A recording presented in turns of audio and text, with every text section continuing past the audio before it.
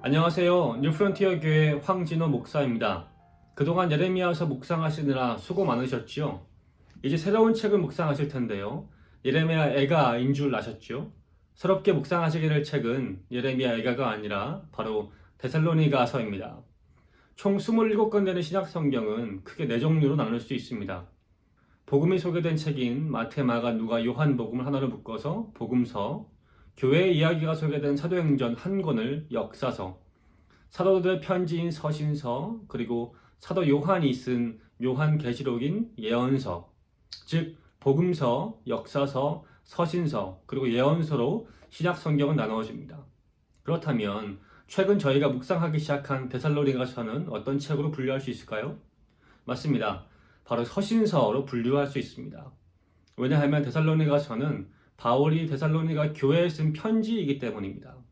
일반적으로 서신서를 묵상할 때는 1장의 가장 첫머리를 주의 깊게 보시면 좋습니다. 왜냐하면 대부분의 서신서 앞머리에는 누가 그 편지를 썼는지, 그리고 그 편지를 받는 사람들은 누구인지가 나와 있기 때문이죠. 실제로 이것이 어떻게 써야 되는지 데살로니가 전서 1장 1절을 한번 볼까요? 바울과 실로아노와 디모데가 하나님 아버지와 주 예수 그리스도 안에 있는 데살로니가 사람의 교회에 이 편지를 씁니다. 은혜와 평화가 여러분에게 있기를 빕니다. 바울이 데살로니가 교회에게 쓴 편지, 바로 이것이 데살로니가서입니다. 그런데 1절 앞부분을 보시면 바울의 이름만 적혀 있지 않고 실로아노와 디모데의 이름도 적혀 있음을 알 수 있습니다.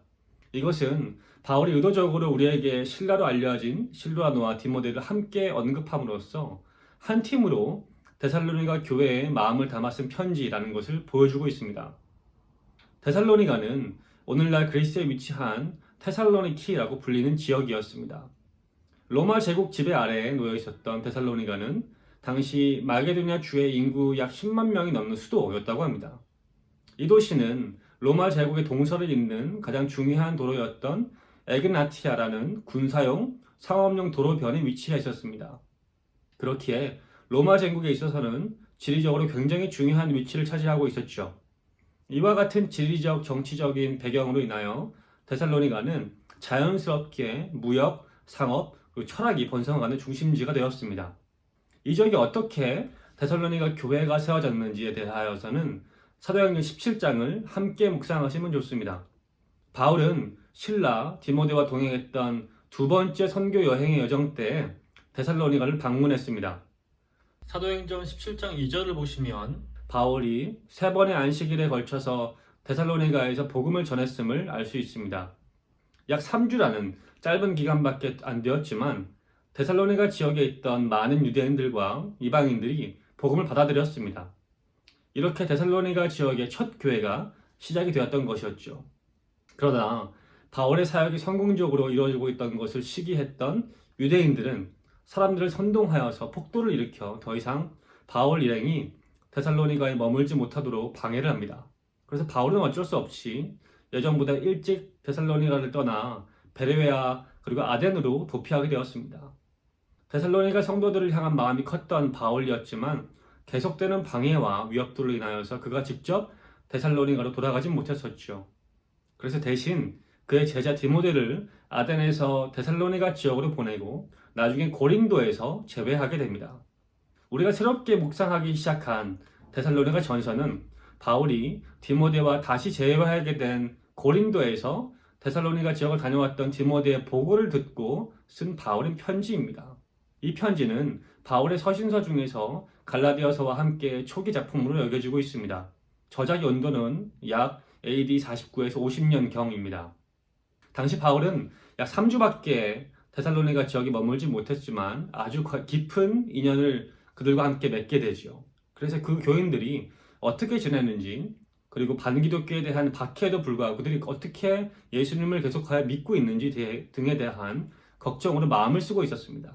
데살로니가를 다녀온 디모데는 그런 바울에게 그들이 비교적 믿음을 잘 지키고 있다고 알려주었죠. 하지만 디모데는 동시에 그들이 겪고 있는 어려운 문제들이 있음을 알려줍니다. 바울은 어쩔 수 없이 갑작스럽게 두고 떠나온 어린 교회였던 데살로니가 교인들을 돕기 위해 사랑의 편지를 쓰기 시작합니다. 데살로니가 교인들이 겪고 있었던 가장 어려운 문제는 예수 그리스도의 재림을 제대로 이해하지 못하고 있는 것이었습니다. 바울이 데살로니가에 짧게밖에 머물러 있지 못하므로 예수님의 재림에 대하여 그들을 충분히 이해시키지 못했기 때문이었죠. 데살로니가 교인들은 예수 그리스도의 재림에 대하여 크게 두 가지 의구심을 가졌습니다. 하나는 그리스도가 재림하실 때 이미 죽은 그리스도인들에게는 부활의 영광이 임하지 않는가에 대한 질문이었습니다.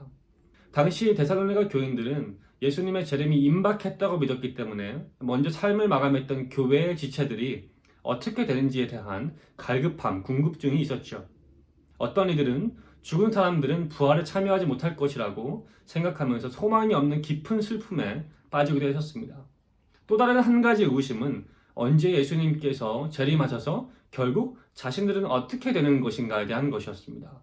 이것은 확실한 구원관이 자리 잡혀 있지 않은 상태에 교회의 일부 지체들이 죽음을 맞이했던 것을 봄으로써 과연 자신들의 구원이 확실한 것인가 흔들리고 있음을 보여주고 있는 반증이기도 했죠. 이로 인해 데살로니가 교인들은 일을 하지 않거나 성적인 거룩함을 상실한 채 인생을 그냥 허비하는 일이 늘어나기 시작했습니다. 바울은 그러한 그들을 사랑하는 마음으로 믿음 안에 죽은 자와 산 자들은 모두 재림 때 구원받도록 예정되어 있다는 점을 강조하면서 이 편지를 통하여 데살로니가 교인들에게 소망을 불어넣기 시작합니다. 또한 바울은 그리스도의 재림의 때와 시기는 오직 주님만 아심으로 알 수는 없지만 그날이 도둑처럼 온다는 것을 기억하며 그들이 깨어서 살 것을 도전합니다. 이러한 맥락에서 바울은 그 유명한 말씀 항상 기뻐하라, 쉬지 말고 기도하라, 범사에 감사하라 라는 격려의 편지로 마무리합니다. 유례없던 팬데믹으로 모든 것이 멈추어진 지금 우리는 주의 날이 가까이 옴을 느낍니다. 마지막 때에 믿는 우리는 어떻게 되는 것인지, 그래서 어떻게 살아야 하는 것인지에 대하여 데살로니가 전서를 묵상하시며 더욱 확실한 구원에 대한 믿음을 소유하시기를 축복합니다.